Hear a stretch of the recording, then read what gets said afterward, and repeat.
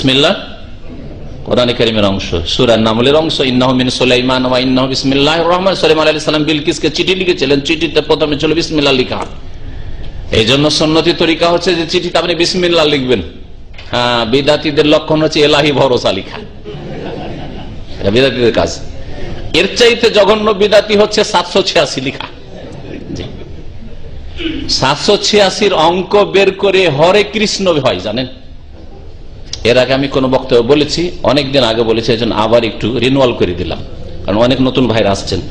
786 প্রথম কথা, বিসমিল্লাতে 19টি অক্ষর নেই। একটা আলিফকে, যে রহমানের খাড়া আলিফ আছে ওটাকে ছেড়ে দিয়েছে, আলিফ আর একটা অক্ষর বেরোবে, 786 বেরোবে না, 787 বেরোবে। আর অক্ষরের অঙ্ক বের করা এটা আরবদের কাজ না, আরবরা জানতোই না, এটা পার্সিয়ানদের কাজ, জি ইরানিদের কাজ। ফার্সি ভাষা থেকে এটা এসছে। আবজাদ হাওয়াজ হুত্তির যে অঙ্ক বের করা, এটা আরবরা আগের যুগ জানতো না, এটা পারস্য দেশ থেকে ভারত উপমহাদেশে গেছে। তারপর উপরন্তু আফসুসের কথা যে রহমান আলিফ খাড়া আলিফ মিমের পরে আছে, ওটাকে ছেড়ে দিয়েছে। ওখানে আর একটা এক আলিফে এক হয় নম্বর, ওটা বাড়তো, তাহলে 787 হইতো, 787 করেনি, ওটা ছেড়ে দিয়ে 786 করেছে।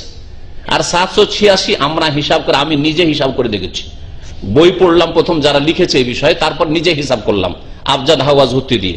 হরে কৃষ্ণ, হা রা ইয়া, কৃষ্ণর কাপ রা শিন নুন আলিফ, এই 8টা অক্ষরের অঙ্ক বেরোয় 786। তাহলে যেসব মুসলিমরা 786 গাড়িতে, বাড়িতে, চিঠিতে লিখে রেখেছে, তারা কি লিখে রেখেছে বলুন তো দেখি? হরে কৃষ্ণ লিখে রেখেছে।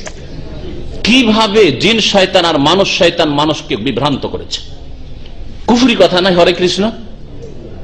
আরে সুবহানাল্লাহ যেমন তৌহিদ, আলহামদুলিল্লাহ যেমন তৌহিদ, হরে কৃষ্ণ হরে রাম, আর ইয়া গৌসুল আজম মাদাদ, ইয়া গরিব নওয়াজ মাদাদ, এগুলো শিরক কুফরি কথা, শিরক কুফরি কথা, বড় শিরক, ছোট শিরক নয়। তাহলে 786 লিখলেন, তার মানে বড় শিরক লিখা আছে। এই অবস্থায় মরে গেলে কোনোদিন আল্লাহ মাফ করবে না। হাদিসটা